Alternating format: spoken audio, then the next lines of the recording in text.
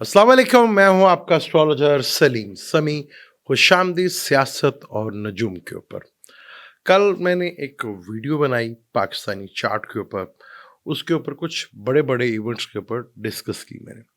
Astrology में कर्मा यानी कि पेंडिंग्स कर्मा के ऊपर बहुत ज़्यादा बात की थी कि आपके पिछले कर्म क्या थे, आपकी फैमिली के कर्म क्या थे, यानी ख़ानदान के कर्म क्या थे।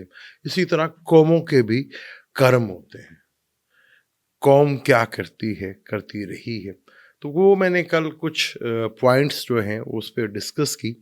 वो बताया कि पाकिस्तान में मेजर इवेंट्स जो हैं जब-जब हुए, तो उस वक़्त प्लैनेटरी कंडीशन क्या थी, और वो जो 4th प्लैनेट पाकिस्तान बल्कि 5th प्लैनेट पाकिस्तान के चार्ट के अंदर हैं, उन्हीं की दिशा काफ़ी अरसे से चल रही है। तो पाकिस्तान में क्या-क्या इवेंट्स होते रहे, उसके ऊपर डिटेल के साथ बात की थी। अच्छा, अब हमें पाकिस्तानियों को समझना ये है, क्योंकि हम कहते तो अपने आप को इस्लामी कंट्री हैं, इस्लाम से अपने आप को जोड़ते हैं। जब हम अपने आप को इस्लाम से जोड़ते हैं तो फिर कुरान से कैसे हम अपने आप को निकाल सकते हैं? कुरान जो है वो कहता है कि आपके कर्म, अमल जो है वही डिपेंड करता है। जो कुछ आप करते हैं, आप उन्हीं का सिला पाते हैं।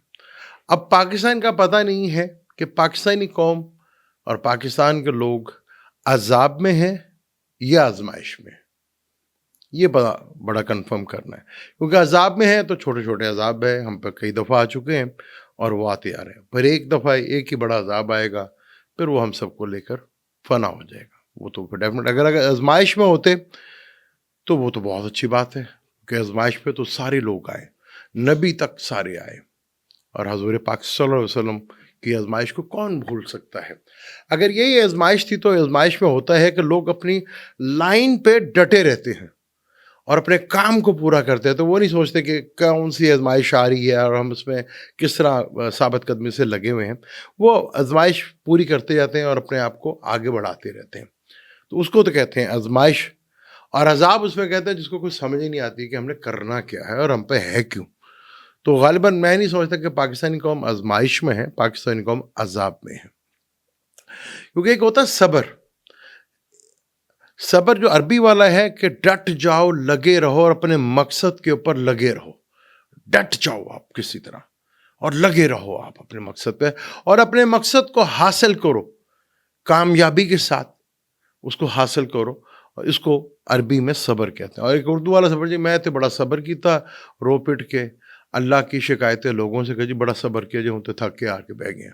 ये उर्दू का सब्र है, जिसके कोई मीनिंग्स नहीं है, कोई मकसद नहीं है। लेकिन अरबी के सब्र का मकसद है डट जाना, लगे रहना, उसी काम को तकमील तक पहुँचाना और उस मंज़िल तक पहुँचना को सब्र कहते हैं। और एक होते हैं लोग जन्नती, जो लालच होती है किसी किस्म की, चल जी हमें जन्नत मिल जाएगी, वो जाते हैं हमें जन्नत में, चाहे वो जैसे भी हो। एक होते हैं उससे बहुत बड़े लोग, जो अल्लाह के, जो सिर्फ अल्लाह का कहना मानते हैं, यानी कि उन्हें सिर्फ जो कुछ करना है अल्लाह के करना है। वो जन्नत भी उनके लिए बहुत छोटा मुकाम रह जाता है, वो जन्नत से भी बहुत ऊपर आगे निकलते हैं। वो लोग होते हैं अल्लाह के करीब। अब पाकिस्तानी जो कौम है, जिसका आज तक पता नहीं चल रहा ये कौम है भी कि नहीं है, इसे कौम कहना भी चाहिए, बल्कि कौम तो हर जितनी भी कौमें आई हैं उनके ऊपर अज़ाब आया। कौम लूत हो गई, कौम नूह हो गई, कौम मूसा हो गई, जितनी भी कौमें आई सब पर अज़ाब आया। हमें तो उम्मत ही बनाया गया था, उम्मत होने का हमने कभी कोई काम किया नहीं, तो उसकी ज़ाहिर बात है कि अब उम्मत तो ता क़यामत तक रहनी है। अब ये जो अपने आप को उम्मती कहलाते हैं वो इस काबिल नहीं है, तो डेफ़िनेट फिर कहीं न कहीं रिप्लेसमेंट आएगी और वो बेहतर रिप्लेसमेंट आएगी। पाकिस्तान में 1948 में पहला एक वाक़या होता है, जिन्होंने पाकिस्तान बनाया, कायद-ए-आज़म अली, मोहम्मद अली जिन्ना। उनकी एम्बुलेंस, बीमार होते हैं, एम्बुलेंस में जाते हैं और एम्बुलेंस ख़राब हो जाती है। एक तो ख़राब एम्बुलेंस में बैठे, उसके बाद दूसरी एम्बुलेंस घंटा 2 घंटे तक पहुँची नहीं वहाँ पर। यानी कहते हैं कितने घंटे वहाँ पे दूसरी एम्बुलेंस जो है वो पहुँची नहीं। आज तक कभी हमने इसका पता करवाया, इंक्वायरी कराई कि कौन थे उसके गुनाहगार, कौन थे जिन लोगों ने ये सब कुछ किया?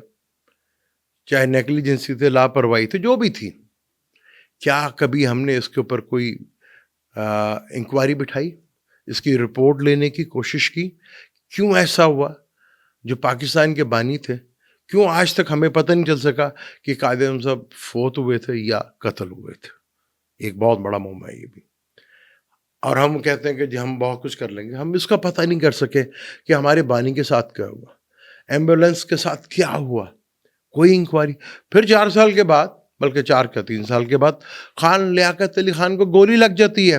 آج تک کسی پاکستانی کو یہ نہیں پتا کہ خان لیاقت علی کو گولی کس نے ماری اور کیوں ماری. اس کی رپورٹ، اس کی انکوائری آج تک نہیں پہنچ سکا. کس نے کیا سب کچھ؟ اتنی بڑی فوج، اتنا بڑا سسٹم، اتنے بڑے ادارے، اتنی بڑی کورٹ، آج تک کوئی پتہ نہیں کر سکا. پھر ہم یہ نہیں پتہ کر سکے کہ کیپٹل جو ہمارا چینج ہوا، جو اسلام آباد آنے سے جو پاکستان کا بیڑا غرق ہوا، وہ آپ کو اندازہ ہے. کراچی میں ہم جیسے بھی تھے گروتھ تو کر رہے تھے نا. اسلام آباد آ کے تو جو بیڑا غرق ہوا، پھر جو ہمارا چاہے پولیٹیشین تھا، چاہے طاقتور حلقے تھے، سب اس پہ بنانے پہ لگے رہے. اور یہی کام ہوتا رہا پاکستان میں. ڈھاکہ پاکستان بنگلہ دیش بن گیا، یعنی کہ پاکستان ٹوٹ گیا. آج تک ہم نے کبھی اس کی انکوائری کرائی کہ کیسے ٹوٹا، کیوں ٹوٹا، کیا وجوہات تھی؟ نہیں پتا کیا ہم لوگوں نے. بے حیثیت قوم ہم نہیں پتا کر سکے.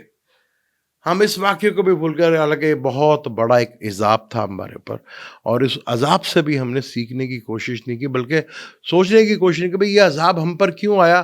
ہم نے ایک ملک لیا اور اس کے 2 ٹوٹے ہو گئے، اس کے باوجود بھی نہیں ہم سیکھ سکے. پھر ہمارے ہاں ملک میں بہت بڑے واقعات ہوتے ہیں. پھر ہمارے ہاں کلیشنگ آف کلچر آتا ہے، پھر ہمارے ہاں ہیرون آتی ہے، پھر ہمارے ہاں عجیب و غریب دہشت گردی شروع ہوتی ہے. پھر ضیاء الحق صاحب کے طیارہ کیسے ہوا اس کا پتہ نہیں آج تک ہمیں چل سکا. ہمارا جرنیل، ایک بندے بڑا خوبصورت سوال کیا، جی آپ نے سب ضیاء الحق کی بات کی، وہاں پہ باقی لوگ بھی ساتھ تھے. کبھی آپ اپنا چارٹ اٹھا کے دیکھیے گا، اور اگر آپ کو چارٹ پڑھنا آتا ہے تو آپ کے ارد گرد کے جو لوگ ہیں ان کی بھی پلانیٹری کنڈیشن سیم آپ جیسے ہی ہوگی جیسے آپ کے چارٹ کی ہے. تو اس طرح وہاں سارے لوگ اسی طرح اکٹھے ہو گئے تھے جن کا 8واں گھر فلی ایکٹیویٹ تھا. سارے پلانٹ اسی طرح تھے. آپ بھی کبھی اپنا چارٹ دیکھیے گا تو آپ کو آئیڈیا ہو جائے گا. آپ کے ارد کے لوگ وہی ہوتے ہیں جو آپ کے ساتھ انٹریکشن کرتے ہیں، وہی لوگ سارے اکٹھے ہوتے ہیں. تو یہ آج تک نہیں ہم نے پتا کروایا کہ کیسے ہو گیا، کیوں ہو گیا، کیا. حالانکہ بنگلہ دیش میں نے دبے لفظوں میں کل ایک بہت بڑی بات کی تھی، جو لوگ محض سمجھنے سے قاصر ہیں یا سمجھنا ہی نہیں چاہتے. وہ سمجھتے ہیں کہ نمازیں پڑھ کر، روزے رکھ کر، حج کر وہ جنت میں چلے جائیں گے. یہ صرف ملا کی تو باتیں ہو سکتی ہیں، لیکن قرآن ایسا نہیں کہتا. قرآن تو کہتا کہ جہاد وہ نہیں جس کو ہم نے بنایا ہوا جہاد، جد و جہد. اللہ کے نظام کے لیے کتنی تمہیں جد و جہد کی، اس دنیا کو جنت بنانے کے لیے، انسانیت کے لیے کتنی جد و جہد کی، اس کو جہاد کہتے ہیں. ہاں وہ بھی جہاد ہے جسے قتال کہتے ہیں. اللہ کی راہ میں نکلنا ہوتا ہے. زمین لینے کے لیے تھوڑی نکلنا ہوتا ہے کہ زمین کا ٹوٹا لے لیا. اس کو جہاد تھوڑی کہتے ہیں. یا کوئی حکومت بنانی تھی، اس کو جہاد تھوڑی کہتے ہیں. کوئی مسلم کنٹری بنانی تھی، اس کو جہاد تھوڑی کہتے ہیں.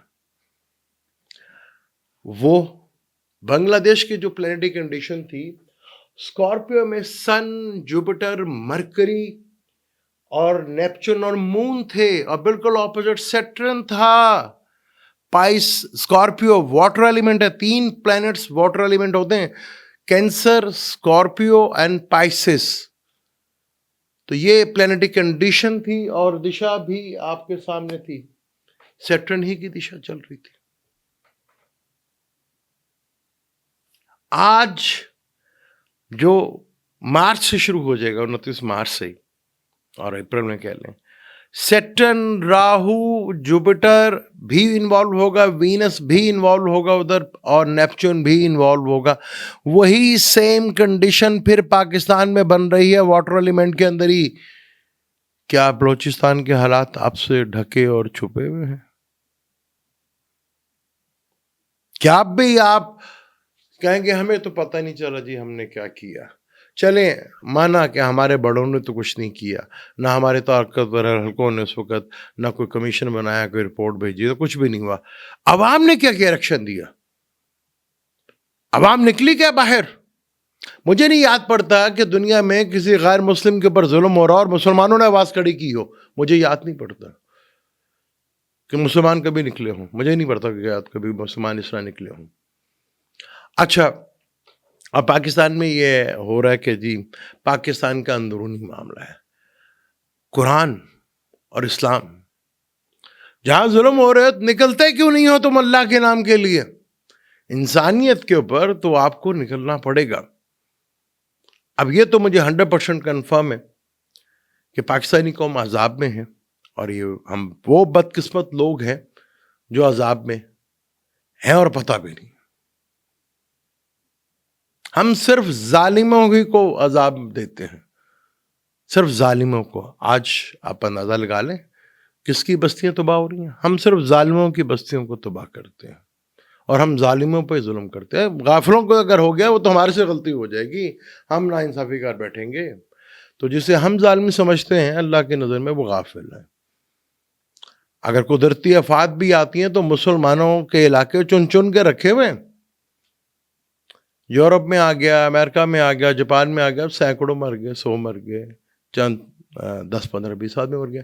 یہی عذاب قدرت کا کسی مسلم ممالک میں آتا ہے تو لاکھوں میں آتا ہے، اور ہمارے جیسے ملکوں میں آتا ہے تو دیہڑیاں لگ جاتی ہیں کہ جی سیلاب آ گیا، لو جی اب تو ایڈ آئے گی. وہ دیہڑی ہے ہماری، انکم ہے بہت بڑی. وہی مال پھر مارکیٹ میں بک رہا ہوتا ہے. پھر ہم اپنے آپ کو مسلمان کہتے ہیں، پھر ہم کہتے ہیں کہ نماز پڑھ کے، روزہ رکھ کر، حج رکھ کر ہم جنت میں چلے جائیں گے. اس کے لیے جہاد اور کچھ کرنا بھی تھا جو ہم نے کبھی سوچا نہیں. تو وہی پلانیٹری کنڈیشن پھر بن رہی ہے، اور سیٹرن اور نیپچون نے تو یہیں پر رہنا بہت عرصے تک. یہاں جوپیٹر بھی انوالو ہوگا، کیونکہ جوپیٹر وینس کے گھر میں ہوگا، وینس جوپیٹر کے گھر میں ہوگا. اسے کہتے ہیں راشی پرورتن، یعنی جوپیٹر کی انوالومنٹ بھی ہوگی یہاں پر. سیٹرن نے 2.5 سال یہاں پہ رہنا، اور یہ سیٹرن یہاں پر جب سے پاکستان بنا، پاکستان کا بائی برتھ چارٹ میں کینسر، ویدک ایسٹرولوجی سے کینسر میں تھا. پھر یہ بالکل اپوزٹ آیا 61 میں جب ہمارا کیپٹل چینج ہوا. تو کیپٹل چینج ہوا، اس کے بعد پھر جو تماشے ہم نے دیکھے، پھر ملک کیسے ٹوٹا. کیونکہ نارتھ میں ہے نا، پھر غرضی، پیسے کے لالچ، سب کچھ اپنی کرسی توڑوا دیا. میں آج بھی کہتا ہوں کہ اسلام آباد سے ہمارا کیپٹل ختم ہونا چاہیے. جب کراچی تھا، جب ہمارے ساتھ بنگلہ دیش بھی پاکستان کا حصہ تھا، تو کراچی کے حالات روشنیوں کا شہر کہا جاتا تھا. بنگلہ دیش ٹوٹا تو وہ ساؤتھ ویسٹ بن گیا. اب وہاں پہ بدماشی، گنڈا گردی نہیں ختم ہوتی. اب پیچھے دیکھ لیں 40 سالوں سے کس کی حکومت ہے وہاں پر. پنجاب ماشاءاللہ ساؤتھ کی طرف بڑھا، ساؤتھ کی طرف بڑھ تو گیا، خوبصورت تو ہو گیا، لیکن نہ کام نہ دھندا. لوگ عجیب پریشان اور بے حرسی اپنے عروج کے اوپر. وینس اور مرکری کی دشا میں، وینس کی دشا میں، سیٹرن کی دشا میں، مرکری کی دشا میں پاکستان میں بڑے بڑے ڈیزاسٹر ہوئے ہیں. اسی وینس کی دشا شروع ہوئی ٹھیک 12 دسمبر کو، محالی 17 دسمبر کو ہی شروع ہوئی. ٹھیک 13 سے 15 دن کے بعد وینس کی دشا میں ہی بے نظیر صاحب کا قتل ہوا.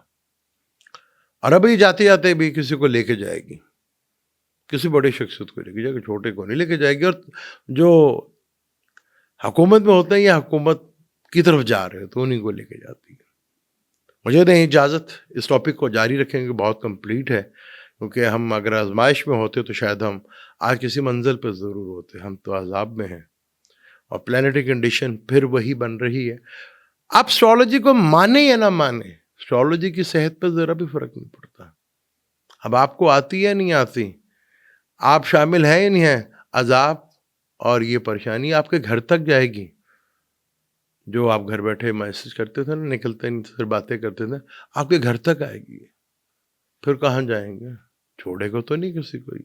مجھے دیں اجازت، انشاءاللہ ملتے ہیں اگلی ویڈیو میں. اللہ حافظ.